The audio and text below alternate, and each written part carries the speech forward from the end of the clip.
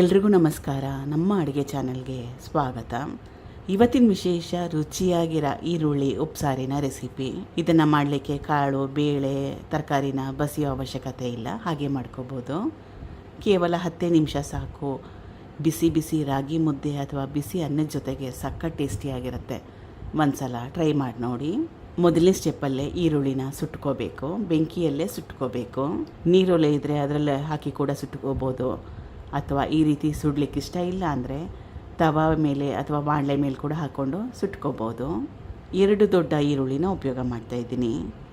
ಇದ್ರ ಜೊತೆಗೆ ಒಂದು ಬೆಳ್ಳುಳ್ಳಿ ಗಡ್ಡೆ ಸುಮಾರು ಒಂದು 10ರಿಂದ 12 ಎಸಳಷ್ಟಿದೆ. ಗ್ಯಾಸ್ ಸ್ಟವ್ ಲೋ ಫ್ಲೇಮ್ನಲ್ಲಿ ಇಟ್ಕೊಂಡು ಸಣ್ಣ ಉರಿಲಿ ಇಟ್ಕೊಂಡು ಇದನ್ನು ಚೆನ್ನಾಗಿ ಸುಟ್ಕೋಬೇಕು. ಒಳಗಡೆ ಎಲ್ಲ ಚೆನ್ನಾಗಿ ಬೇಯಬೇಕು. ಹೈ ಫ್ಲೇಮ್ ಬೇಡ. ಹೈ ಫ್ಲೇಮ್ನಲ್ಲಿ ಬೇಗ ಏನೋ ಕಪ್ಪಾಗೋಗುತ್ತೆ, ಅದರ ಒಳಗಡೆ ಮೆತ್ತಗಾಗಲ್ಲ, ಬೆಂದಿರೋಲ್ಲ. ಸುಮಾರು ಒಂದು 5ರಿಂದ 6 ನಿಮಿಷ ಬೇಕಾಗುತ್ತೆ ಒಳಗಡೆ ಎಲ್ಲ ಚೆನ್ನಾಗಿ ಬೇಯಲಿಕ್ಕೆ. ಲೋ ಫ್ಲೇಮ್ ಅಥವಾ ಸಣ್ಣ ಉರಿ ಕಡಿಮೆ ಅನಿಸಿದ್ರೆ ಸ್ವಲ್ಪ ಉರಿನ ಜಾಸ್ತಿ ಮಾಡ್ಕೊಬೋದು. ಬೆಳ್ಳುಳ್ಳಿನ ಸುಟ್ಟಿದ್ದಾಗಿದೆ, ಚೆನ್ನಾಗಿ ಕಪ್ಪಾಗಿದೆ, ಒಳಗಡೆ ಕೂಡ ಚೆನ್ನಾಗಿ ಬೆಂದಿದೆ. ಈರುಳ್ಳಿನ ಕೂಡ ಸುಟ್ಟಿದ್ದಾಗಿದೆ, ಕಪ್ಪಾಗಿದೆ, ಒಳಗಡೆ ಎಲ್ಲ ಚೆನ್ನಾಗಿ ಬೆಂದಿದೆ. ತುಂಬಾ ಜಾಸ್ತಿ ಬಿಸಿ ಇರುತ್ತೆ. ಇವಾಗ ಸ್ವಲ್ಪ ತಣ್ಣಗಾಗಲಿ. ಈಗ ಬೆಂಕಿಯಲ್ಲಿ ಈರುಳ್ಳಿನ ಸುಟ್ಕೊಂಡಿದ್ನಲ್ಲ, ಅದೆಲ್ಲ ತಣ್ಣಗಾಗಿದೆ. ಕಟ್ ಮಾಡ್ಕೊಳ್ತಾ ಇದ್ದೀನಿ. ದಿನ ಬೇಳೆ ಹಾಕಿದ ಸಾರು ಅಥವಾ ಮಸಾಲೆ ತಿಳಿ ಸಾರೆಲ್ಲ ಬೋರ್ ಆಗಿದ್ದಾಗ ಇದನ್ನು ಒಂದು ಸಲ ಟ್ರೈ ಮಾಡಿ ನೋಡಿ.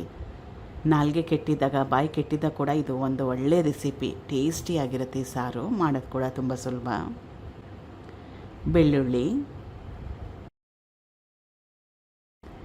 ಮುಂದಿನ ಸ್ಟೆಪ್ಪಲ್ಲಿ ರುಬ್ಕೋಬೇಕು. ಮೊದಲಿಗೆ ಈರುಳ್ಳಿ ಬೆಳ್ಳುಳ್ಳಿನ ಸುಟ್ಟಿಟ್ಕೊಂಡಿದ್ನಲ್ಲ ಅದು. ಕಾಯಿ ತುರಿ ಸುಮಾರು ಒಂದು 3ರಿಂದ 4 ಟೇಬಲ್ ಸ್ಪೂನಷ್ಟು, ಹಸಿ ತೆಂಗಿನ ತುರಿ, ಹಸಿರು ಮೆಣಸಿನ್ಕಾಯಿ 2, ಖಾರನ ನಿಮ್ಮ ಇಷ್ಟದ ಪ್ರಕಾರ ಕೂಡ ಸೇರಿಸ್ಕೋಬೋದು. ಟೊಮೆಟೊ, ಇದು ಹಸಿ ಟೊಮೆಟೊನೇ, 1 ಟೊಮೆಟೊ ಉಪಯೋಗ ಮಾಡ್ತಾಯಿದ್ದೀನಿ. ಜೀರಿಗೆ 1 ಟೇಬಲ್ ಸ್ಪೂನಷ್ಟು, ಇದ್ರ ಕ್ವಾಂಟಿಟಿ ಸ್ವಲ್ಪ ಜಾಸ್ತಿ. ಸ್ವಲ್ಪ ಹುಣಸೆ ಹಣ್ಣು, ಕೊತ್ತಂಬರಿ ಸೊಪ್ಪು 1 ಹಿಡಿಯಷ್ಟು.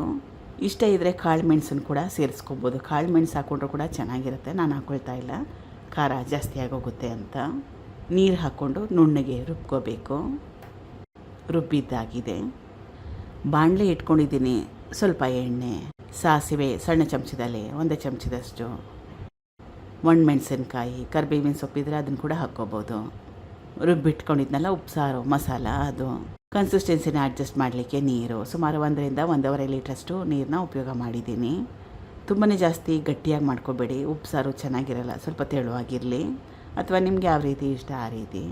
ಕನ್ಸಿಸ್ಟೆನ್ಸಿ ಫೈನಲ್ ಆದಮೇಲೆ ರುಚಿಗೆ ತಕ್ಕಷ್ಟು ಉಪ್ಪು, ಚೆನ್ನಾಗಿ ಕುದಿಸ್ಕೋಬೇಕು. ಈಗ ರುಚಿಯಾದ ಈರುಳ್ಳಿ ಉಪ್ಸಾರು ರೆಡಿಯಾಗಿದೆ. ಬಿಸಿ ರಾಗಿ ಮುದ್ದೆ ತುಪ್ಪದ ಜೊತೆಗೆ ಸರ್ವ್ ಮಾಡಿದ್ದೀನಿ. ಅನ್ನದ ಜೊತೆ ಕೂಡ ಚೆನ್ನಾಗಿರುತ್ತೆ. ಮಾಡೋದು ಕೂಡ ತುಂಬ ಸುಲಭ, ಈಸಿ ಕೂಡ ಮಾಡೋದು. ಟ್ರೈ ಮಾಡಿ ನೋಡಿ. Thank you for watching. ಧನ್ಯವಾದಗಳು.